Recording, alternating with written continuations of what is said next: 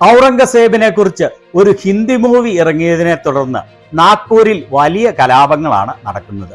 318 വർഷങ്ങൾക്ക് മുൻപ് മരിച്ച ഔറംഗസേബിന്റെ പേരിൽ ഇന്ത്യയെ കീറിമുറിക്കാനാണ് സംഘികൾ ശ്രമിക്കുന്നത്.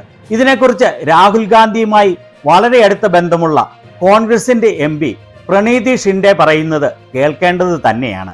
ഇന്ത്യയിലെ ജനങ്ങളെ തമ്മിൽ തല്ലിച്ച് ചോര കുടിക്കാൻ വെമ്പുന്ന സംഘികളുടെ തനിനിറം തുറന്നു കാണിക്കാൻ ഇന്ത്യയിലെ മീഡിയകൾക്കൊന്നും നട്ടല്ലില്ല. അതിനാൽ സത്യം തുറന്നു കാണിക്കുന്ന ഈ ചാനൽ സബ്സ്ക്രൈബ് ചെയ്യാത്തവർ സബ്സ്ക്രൈബ് ചെയ്യാൻ മറക്കല്ലേ. മഹാരാഷ്ട്രയിലെ സോളാപൂരിൽ നിന്നുള്ള കോൺഗ്രസിന്റെ പാർലമെന്റ് അംഗമാണ് പ്രണീതി ഷിൻഡെ. ഔറംഗസേബിന്റെ പേരും പറഞ്ഞ് സംഘികൾ നാഗ്പൂരിൽ കലാപം അഴിച്ചുവിടുന്നതിനെ കുറിച്ച് ഒരു മാധ്യമപ്രവർത്തകൻ ചോദിച്ചപ്പോൾ അവർ പറയുന്ന മറുപടിയാണ് ഇത്. देखिए, बीजेपी बार बार ट्राई कर रही है कि महाराष्ट्र में गुजरात करे. जब से बीजेपी पावर में आई है तब से लेके धार्मिक टेढ़ निर्माण करने की कोशिश कर रही है. 300 साल पहले का जो इश्यू है वो एक डाइवर्जन टैक्टिक है. നോക്കൂ, BJP മഹാരാഷ്ട്രയെ ഒരു ഗുജറാത്ത് മോഡൽ കലാപം ഉണ്ടാക്കാനാണ് നിരന്തരം ശ്രമിച്ചുകൊണ്ടിരിക്കുന്നത്. അധികാരത്തിൽ വന്നതു മുതൽ അവർ മതത്തിന്റെ പേരിൽ ജനങ്ങളെ തമ്മിലടിപ്പിക്കാനുള്ള ശ്രമമാണ് നടത്തിക്കൊണ്ടിരിക്കുന്നത്. 300 വർഷത്തിലധികം പഴക്കമുള്ള ഒരു കാര്യം കുത്തിപ്പൊക്കിക്കൊണ്ടുവരുന്നത് ഒരു ശ്രദ്ധ തിരിക്കൽ തന്ത്രമാണ്. महाराष्ट्र में इतने इश्यूज है, गृह मंत्रालय बिल्कुल फेल हुआ है. Devendra Fadnavis age home minister is a big failure और वो छुपाने के लिए ये चीजें ला रहे हैं. മഹാരാഷ്ട്രയിൽ വളരെയധികം പ്രശ്നങ്ങളുണ്ട്. ആഭ്യന്തര മന്ത്രാലയം പൂർണ്ണ പരാജയമാണ്. ആഭ്യന്തരമന്ത്രി എന്ന നിലയിൽ ദേവേന്ദ്ര ഫഡ്നാവിസ് പരിപൂർണ പരാജയമാണ്. ആ കഴിവില്ലായ്മ മറച്ചുവയ്ക്കാനാണ് ഇതുപോലെയുള്ള ഒരു കാര്യവുമില്ലാത്ത കാര്യങ്ങൾ ഉയർത്തിക്കൊണ്ടുവരുന്നത്. और जैसे बहुत कोशिशें की जाती है कि धार्मिक तेढ़ निर्माण हो, रायट्स हो महाराष्ट्र में, देश भर में. प्रधानमंत्री का भी भाषण इलेक्शन में धार्मिक तेढ़ निर्माण करने का होता. മഹാരാഷ്ട്രയിലും രാജ്യം മുഴുവനും മതത്തിന്റെ പേരിൽ കലാപമുണ്ടാക്കാൻ വലിയ പരിശ്രമമാണ് അവർ നടത്തുന്നത്. പ്രധാനമന്ത്രിയും തന്റെ പ്രസംഗങ്ങളിൽ ഇങ്ങനെ മതസ്പർദ്ധയുണ്ടാക്കുന്ന കാര്യങ്ങളാണ് പറയുന്നത്. बहुत कोशिश करता है लेकिन महाराष्ट्र की जनता इनको सुनती नहीं है. जैसे राक्षसों को खून की जरूरत होती है, इस तरह वो राइट्स चाहते हैं, इस तरह वो लोगों की मौतें चाहते हैं. ജനങ്ങളെ തമ്മിലടിപ്പിക്കാനുള്ള വലിയ ശ്രമമാണ് നടത്തുന്നത്. എന്നാൽ മഹാരാഷ്ട്രയിലെ ജനങ്ങൾ അവരുടെ കലാപം ഉണ്ടാക്കാനുള്ള ശ്രമങ്ങൾക്ക് നിന്നുകൊടുക്കുകയില്ല. രാക്ഷസന്മാർക്ക് രക്തമാണ് വേണ്ടത്. അതുകൊണ്ടാണ് അവർ കലാപം ഉണ്ടാക്കാനും ആളുകളെ തല്ലിക്കൊല്ലാനും ശ്രമിക്കുന്നത്. जबकि महाराष्ट्र में बदलापुर जैसे इंसिडेंट्स हो रहे हैं, संतोष देशमुख जैसे सरपंचों को मारा जा रहा है, महिलाओं को दलितों के ऊपर अत्याचार हो रहा है, कल तक किसान आत्महत्या कर रहे हैं.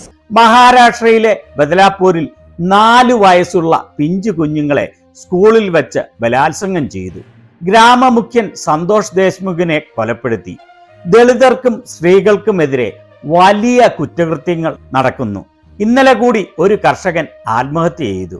ऊपर बोलने नहीं जा रहे हैं, लेकिन डाइवर्जन टैक्टिक और महाराष्ट्र का जो सामाजिक संतुलन है बिगाड़ने की कोशिश ये कर रहे हैं. मैं महाराष्ट्र को आपके द्वारा अपील करती हूँ, ये शाहू फूले अम्बेडकर शिवाजी महाराज का प्रदेश है और यहाँ पे लोगों को भड़काने की कोशिश मत कीजिए. ഇങ്ങനെയുള്ള യഥാർത്ഥ പ്രശ്നങ്ങളിന്മേലൊന്നും ചർച്ചകൾ നടക്കുന്നില്ല. മറിച്ച് ഇതിൽ നിന്നെല്ലാം ശ്രദ്ധ തിരിച്ചുവിടാനുള്ള തന്ത്രങ്ങളും മഹാരാഷ്ട്രയെ വിഘടിക്കാനുള്ള ശ്രമങ്ങളുമാണ് ഇവർ നടത്തുന്നത്. ഞാൻ മഹാരാഷ്ട്രയിലെ ജനങ്ങളോട് അപേക്ഷിക്കുകയാണ്.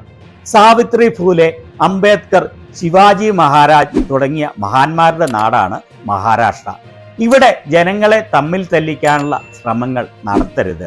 महाराष्ट्र की परंपरा को बर्बाद करने की कोशिश देवेंद्र फडणवीस जी और बीजेपी सरकार मत कीजिए, मैं आपसे विनती करती हूँ. जबकि देश भर में और महाराष्ट्र में इतने सारे प्रॉब्लम्स होने के बावजूद उस पे हमारी जनता आपसे उत्तर मांग रही है, जवाब मांग रही है और आप अटेंशन डाइवर्ट कर रहे हो. മഹാരാഷ്ട്രയുടെ പാരമ്പര്യത്തെ നശിപ്പിക്കുന്ന രീതിയിലുള്ള പ്രവർത്തനങ്ങൾ ദേവേന്ദ്ര ഫഡ്നാവിസും BJP സർക്കാരും നടത്തരുത് എന്ന് അപേക്ഷിക്കുകയാണ്. രാജ്യത്ത് മുഴുവനും മഹാരാഷ്ട്രയിലും വളരെയേറെ പ്രശ്നങ്ങളുണ്ട്. അതിനെക്കുറിച്ചാണ് ജനങ്ങൾക്ക് മറുപടി നൽകേണ്ടത്. എന്നാൽ നിങ്ങൾ ശ്രദ്ധ തിരിക്കാനുള്ള ശ്രമമാണ് നടത്തുന്നത്. कल यहाँ पे मोदी जी को की तुलना शिवाजी महाराज से की, ये शिवाजी महाराज का अपमान था। शिवाजी महाराज के राज्य में कभी मणिपुर नहीं हुआ था। शिवाजी महाराज के राज्य में कभी किसानों की आत्महत्या नहीं हुई थी। शिवाजी महाराज के राज्य में कभी महिलाओं पे अत्याचार नहीं हुआ था। तो ये सबसे बड़ा अपमान है जो बीजेपी बार बार महाराज का करती है। और ഇന്നലെ പാർലമെന്റിൽ BJPയുടെ ഒരു അംഗം മോദിയെ ശിവാജി മഹാരാജുമായി താരതമ്യം ചെയ്തു. ഇത് ശിവാജിയോടുള്ള അപമാനമാണ്. ശിവാജി മഹാരാജിന്റെ ഭരണത്തിന് കീഴിൽ മണിപ്പൂരിൽ നടന്നതുപോലെയുള്ള സംഭവങ്ങൾ നടന്നിട്ടില്ല. ശിവാജി മഹാരാജിന്റെ ഭരണത്തിന് കീഴിൽ കർഷകർ ആത്മഹത്യ ചെയ്തിട്ടില്ല. ശിവാജി മഹാരാജിന്റെ ഭരണത്തിൽ സ്ത്രീകൾക്കെതിരെ അക്രമം നടന്നിട്ടില്ല. BJP മഹാരാഷ്ട്രയിൽ ഇതുപോലെ കലാപമുണ്ടാക്കുന്നത് വലിയ അപമാനമാണ്. എത്ര ശരിയായ വാക്കുകളാണ് ഇവരുടേതെന്ന് പറയാതിരിക്കാൻ വയ്യ. ലോകമെല്ലാം ടെക്നോളജിയിലും ആർട്ടിഫിഷ്യൽ ഇന്റലിജൻസിലും മുന്നേറുകയാണ്. അതേ സമയത്ത് നോൺ ബയോളജിക്കൽ മോദിയുടെ ഇന്ത്യ മസ്ജിദിന്റെ അടിയിൽ ശിവലിംഗം തപ്പുകയും മതത്തിന്റെ പേരിൽ ജനങ്ങളെ തമ്മിലടിപ്പിക്കുകയും ചെയ്യുകയാണ്. ഒരു പ്രധാനമന്ത്രിയാകാൻ പോയിട്ട് ഒരു ക്ലാസ് ലീഡർ പോലും ആകാൻ യോഗ്യതയില്ല മോദിക്ക് എന്നാണ് ഈ കഴിഞ്ഞ ദിവസം മോദി പാർലമെന്റിൽ നടത്തിയ പ്രസംഗം തെളിയിക്കുന്നത്.